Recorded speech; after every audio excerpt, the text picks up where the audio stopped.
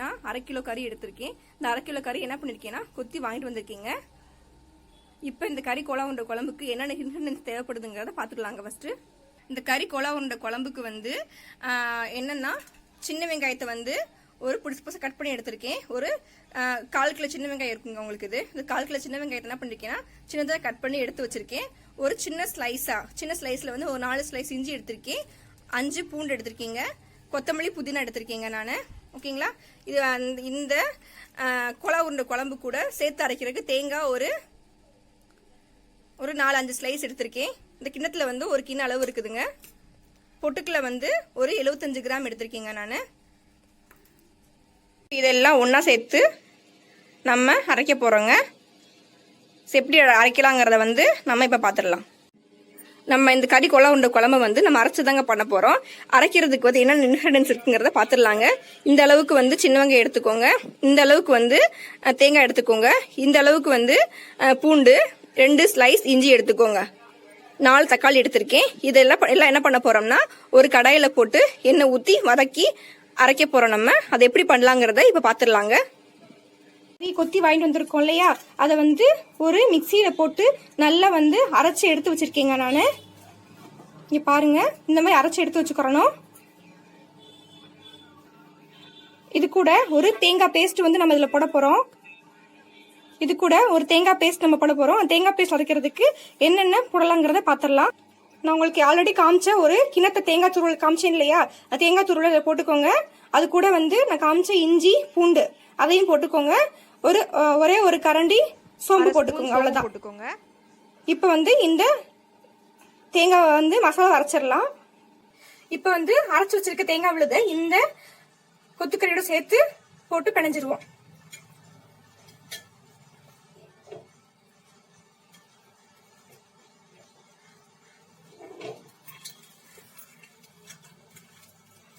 நல்லா வந்து அமுக்கி பிணைஞ்சிடணும்.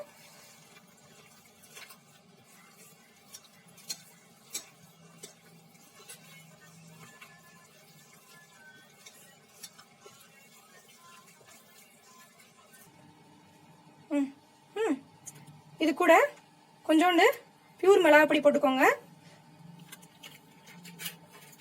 இந்த அளவு போட்டுக்கோங்க. இது கூட கரம் மசாலா பவுடர் வந்து சிறிதளவு போட்டுக்கோங்க. இந்த அளவு தான் போட்டுக்கணும். போட்டுக்கோங்க.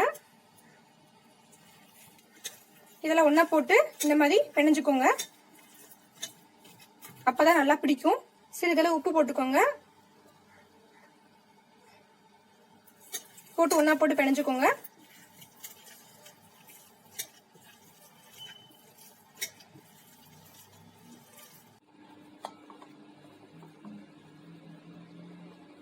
இந்த கொத்தமல்லி தலையை இது கூட சேர்த்து போட்டுடுறோம்.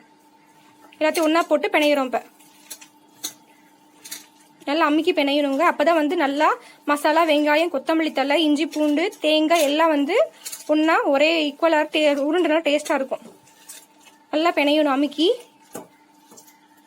அப்பதான் வந்து கறி உருண்டை நல்லா இருக்கும்.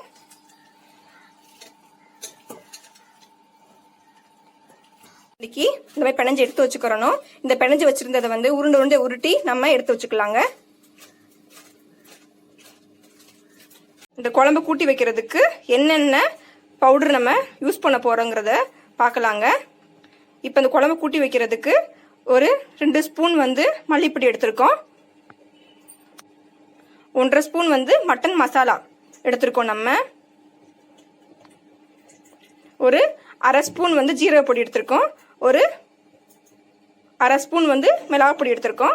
ஒரு 1/2 ஸ்பூன் வந்து கரம் மசாலா பவுடர் எடுத்திருக்கோம். நம்ம இப்போ தாளிக்கிறதுக்கு நம்ம வெங்காயம், கருவேப்பிலை எடுத்திருக்கோம். குழம்புக்கு வந்து வாசனைக்கு வந்து கொத்தமல்லி தழை எடுத்திருக்கோம். இப்போ இந்த குழம்பு எப்படி கூட்டி வைக்கலாங்கிறத வந்து பார்த்துடலாங்க. இந்த குழம்பு கூட்டி வைக்கிறதுக்கு நல்லெண்ணெய் வந்து சிறிதளவு போட்டிருக்கேன். ஒரு ஸ்பூன் வந்து கடுகு போடுறேன். கடுகு நல்லா வெடிக்கட்டும். கடுகு நல்லா வெடிச்சதுக்கு அப்புறம் அதுக்கிடையில நறுக்கி வச்சு இந்த வெங்காயத்தையும் அதுல போடுறோம். கருவேப்பிலை அது கூட போட்டாச்சு. இப்ப வெங்காயமும் கருவேப்பிலை நல்லா வந்து பொரியட்டும். இப்போ இந்த வெங்காயம், கடுகு, கருவேப்பிலை 3மே நல்லா பொரிஞ்சுக்கிட்டு இருக்குது.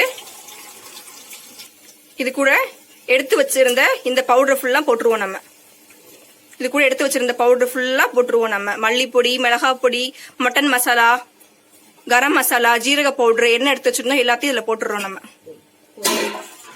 போட்டாச்சு. இங்க பாத்துக்கோங்க.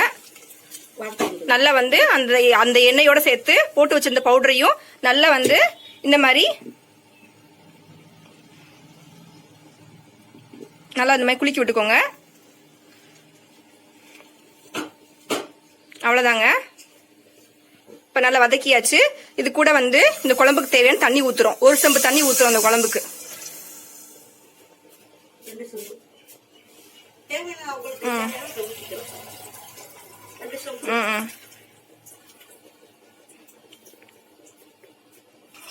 இன்னொரு 1 செம்பு ஊத்துறோம். வேணும்னா உங்களுக்கு இந்த குழம்புக்கு தேவையான அளவு தண்ணி நீங்க ஊத்திக்கலாம். கொழப்பு வேணுங்கிற அளவுக்கு நீங்க தண்ணி நீங்க இதுல ஊத்திக்கலாம். இப்ப நாங்க இதுல வந்து 2 செம்பு தண்ணி இதுல ஊத்திருக்கோம். நீங்க வேணும்னா வந்து தண்ணி நீங்க இதுல ஆட் பண்ணிக்கலாங்க.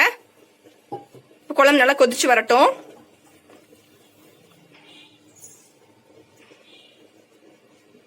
குழம்பு நல்லா கொதிக்க போகுது. இப்ப இங்க பாருங்க. இதுக்கிடையில வந்து நம்ம பிணைஞ்சு வச்சிருக்க அந்த கறி உருண்டையை பிணைஞ்சிருவோம் நம்ம. இந்த மாதிரி கறி உருண்டையை வந்து உருண்டையா உருட்டி எடுத்துக்கிறணும். இந்த சைஸ் உருண்டை உருட்டிக்கலாம் நீங்க.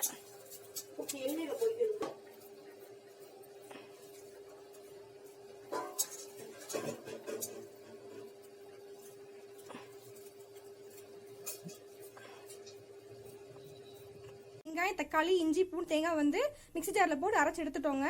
இந்த அரைச்சதை வந்து என்ன பண்ண போறோம்னா அந்த குழம்பு கூட்டி வச்சிருக்க இடத்துல வந்து ஊத்த போறோம் நம்ம.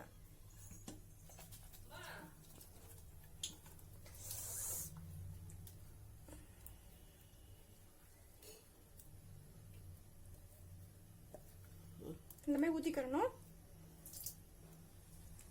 இப்ப குழம்புல வந்து ஊத்தியாச்சு. ஊத்திட்டு வந்து இப்ப குழம்பு நல்லா கிண்டி விட்டுறணும். நல்லா கிண்டி விட்டுறணும்.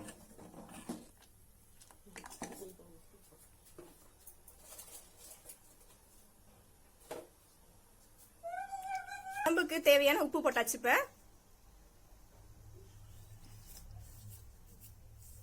இந்த பக்கம் ஒரு கடாயில எண்ணெய் ஊத்தி அந்த உருட்டி வச்சிருக்க உருண்டையை வந்து பொரிச்செடுக்க போறோம்.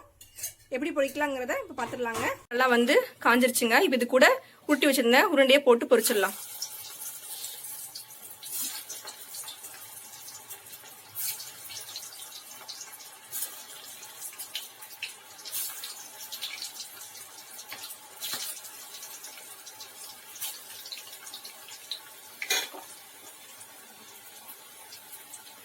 உருண்டையை போட்டாச்சு. நல்லா உருண்டை வந்து பொன்னிறமா வர வரைக்கும் நல்லா பொரிச்சிடலாம்.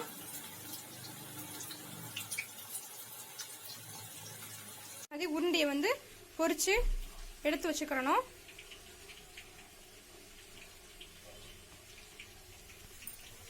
இப்ப பொரிச்சு வச்சிருக்க உருண்டையை எடுத்து 4 நாளா உளுத்தி குழம்புல போடுறோம் நம்ம.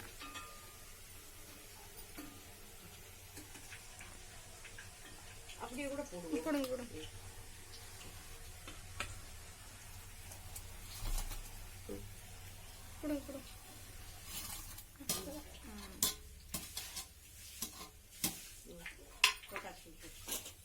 குழம்புக்குள்ள உருண்டை ஃபுல்லா போட்டாச்சு. குழம்பு நல்லா கொதிக்குது. இப்ப கடைசியா கொஞ்சம் கொத்தமல்லி தழை போட்டாச்சு. ஒரு 5 நிமிஷம் குழம்பு கொதிக்கட்டுங்க. அப்படின்னா தான் வந்து உருண்டையில வந்து இந்த குழம்போட மசாலா ஃபுல்லா பிடிச்சி உருண்டை நல்லா இருக்கும். குழம்பு கொதிக்கட்டும். குழம்பு கொதிக்குது பாருங்க. ஒரு 5 நிமிஷம் கொதிக்கட்டும். இதே மாதிரி கறி கோலா உருண்டை குழம்பு ரெடி ஆயிடுச்சுங்க. இந்த மாதிரி நீங்களும் இந்த கறி கோலா உருண்டை குழம்பு செஞ்சு பார்த்துட்டு எப்படி இருந்ததுன்னு சொல்லுங்க. என்னோட சேனலை லைக் பண்ணுங்க, ஷேர் பண்ணுங்க, கமெண்ட் பண்ணுங்க. என்னோட சேனல் நேம் வந்து தலைவி கிச்சன். தேங்க்யூ.